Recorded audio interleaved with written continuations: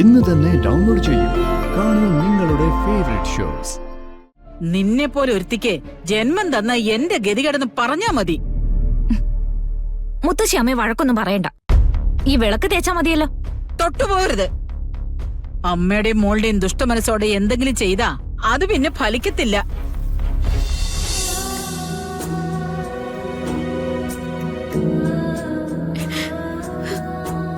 ഞാനിത് മാണിക്കുഞ്ഞിനെ കൊണ്ട് വാങ്ങിപ്പിച്ചതാ. എന്റെ ജീവനും എന്റെ കുടുംബവും രക്ഷിച്ച എന്റെ പെണ്ണിനുള്ള സമ്മാനം. തുറന്നു നോക്ക്.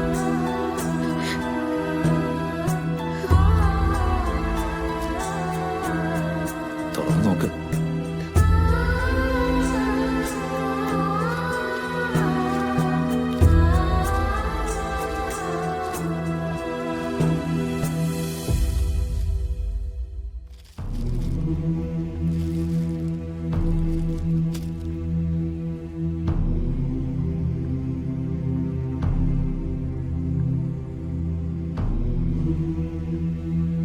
ഇത് വെറും ഒരു ഗിഫ്റ്റ് അല്ല, എന്റെ ഹൃദയം തന്നെയാ.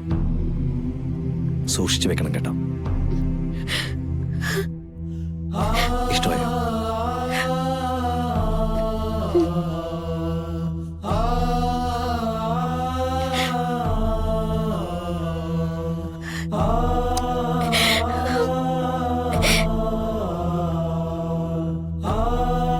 ഇനി പൊയ്ക്കോ.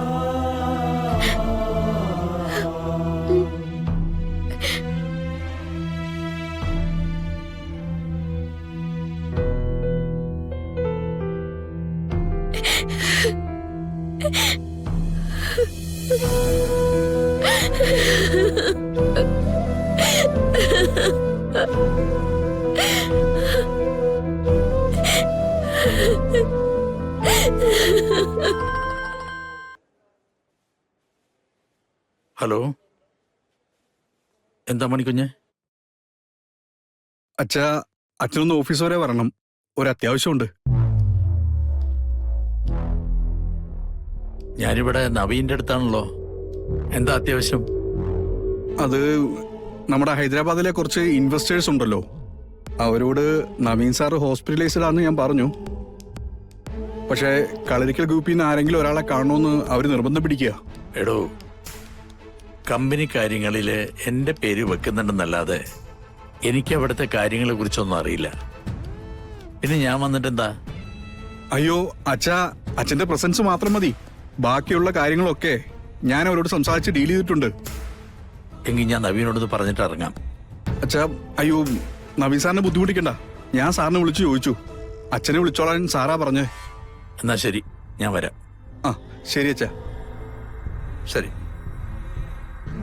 സുമിത്രേ, എനിക്ക് അത്യാവശ്യമായിട്ടൊന്ന് ഓഫീസിൽ വരെ ഒന്ന് പോകണം. എന്താ വിശേഷിച്ച്? അവിടെ ആരൊക്കെയോ പ്രധാനപ്പെട്ട ആളുകൾ വന്നിട്ടുണ്ട്.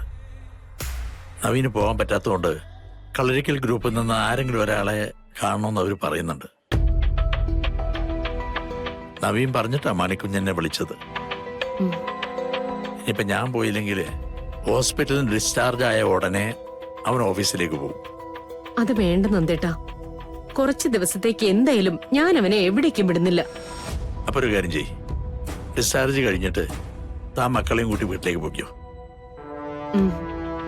ശാപമോക്ഷം കിട്ടി തിരിച്ചു വരുന്നത് കൊണ്ട് അമ്മ രണ്ടുപേരെയും സ്വീകരിക്കാൻ കാത്തിരിക്കുക, അറിയാലോ. അതുകൊണ്ട് സമയം തെറ്റിക്കണ്ട. ഇല്ല, ഞങ്ങൾ കൃത്യസമയത്ത് തന്നെ എത്തിക്കൊള്ളാം. ഇവിടുന്ന് അധികം സമയം എടുക്കില്ലല്ലോ. ആ, നിങ്ങളങ്ങ് എത്തുമ്പോഴേക്കും ഞാൻ തിരിച്ചു വരാം.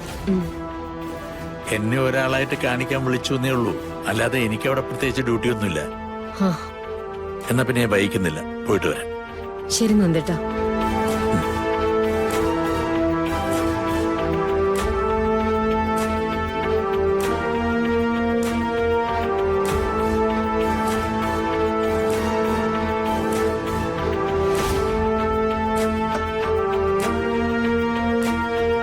കീർത്തി, കീർത്തി,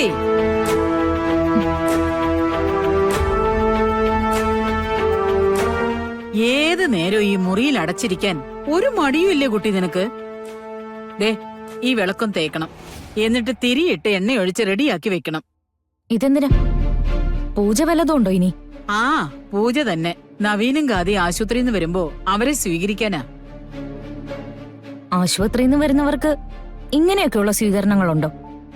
ഇതെന്താ കളരിക്കല് മാത്രം ചില പ്രത്യേക ചടങ്ങുകളൊക്കെ? തർക്കുത്തരം വേണ്ട. സർപ്പബലി കഴിഞ്ഞ് ഗാഥയെ വിളക്ക് കൊടുത്ത് സ്വീകരിക്കാൻ നിൽക്കുമ്പോഴാ നവീന്റെ അപകടകാരി അറിഞ്ഞത്. അതോടെ അത് പിന്നെ മുടങ്ങി. ആ ചടങ്ങ് ഇപ്പൊ നടന്നോട്ടെ എന്നാ എന്റെ തീരുമാനം. ആ കുറച്ച് ചെണ്ടക്കാരെയും കൂടി വിളിച്ചു നിർത്തായിരുന്നല്ലോ അമ്മേ. ഇടയ്ക്കിടയ്ക്കൊക്കെ കൈപിടിച്ച് കയറ്റുന്ന ചടങ്ങ് കളരിക്കലുണ്ടെന്ന് എല്ലാവരും അറിയട്ടെ. അല്ല, ഇതിനു മുമ്പും കളരിക്കല് ആണുങ്ങളുടെ പെണ്ണുങ്ങളുടെയൊക്കെ കല്യാണം കഴിഞ്ഞിട്ടുണ്ടല്ലോ. അന്നൊന്നും ഇല്ലാത്ത ശീലങ്ങളാണല്ലോ ഇപ്പൊ കാണുന്നേ. ഓ എടി, സിത്താര കോടീശ്വരിയാണല്ലോ. അതുകൊണ്ടായിരിക്കും. എന്റെ നിർമ്മലേ, ഇവിടെ ഒരു സർപ്പബലി നടന്നു. അതിനിടയിൽ ഒരുപാട് പ്രശ്നങ്ങളുണ്ടായി. അത് കഴിഞ്ഞ് നവീൻ ഇപ്പൊ ഹോസ്പിറ്റലും ആയി. ഇതിലേതെങ്കിലും ഒരു കാര്യം നിന്റെ മനസ്സിൽ തട്ടിയിട്ടുണ്ടോ? ഉണ്ടോ? ഐശ്വര്യമുള്ള ഏത് ചടങ്ങ് വീട്ടിൽ നടന്നാലും അതിനിടയിൽ നിനക്ക് കുശുമ്പ് പറയാൻ ഏതെങ്കിലും ഒരു കാരണം കിട്ടുമെന്ന് അറിയാനാണ് നോട്ടം. നിന്നെ പോലെ ഒരുത്തിക്ക് ജന്മം തന്ന എന്റെ ഗതികേടെന്ന് പറഞ്ഞാ മതി. മുത്തശ്ശി അമ്മയെ വഴക്കൊന്നും പറയണ്ട. ഈ വിളക്ക് തേച്ചാ മതിയല്ലോ. തൊട്ടുപോകരുത്. അമ്മയുടെയും മോളുടെയും ദുഷ്ടമനസ്സോടെ എന്തെങ്കിലും ചെയ്താ അത് പിന്നെ ഫലിക്കത്തില്ല. മാറി നിക്കടി അങ്ങോട്ട്. തേക്കാൻ എനിക്കറിയാം. നീ ഇങ്ങ് പോരടി മോളെ. അയ്യോ, അല്ലേലും നമുക്ക് ഐശ്വര്യം ഇല്ലാത്തവരാണെന്നും പറഞ്ഞ് നമ്മളെ മാറ്റി നിർത്തിയവരാണല്ലോ. ഇനിയിപ്പൊ വലിയ വലിയ ചടങ്ങുകൾക്കൊന്നും നമ്മള് ദുശകനാകണ്ട. മോള് വാ. കയ്യും കാലും അനങ്ങി ഒന്നും ചെയ്യാൻ പറ്റില്ല. അതിന് വായിൽ കൊള്ളാത്ത കൊറേ വാചകങ്ങള്.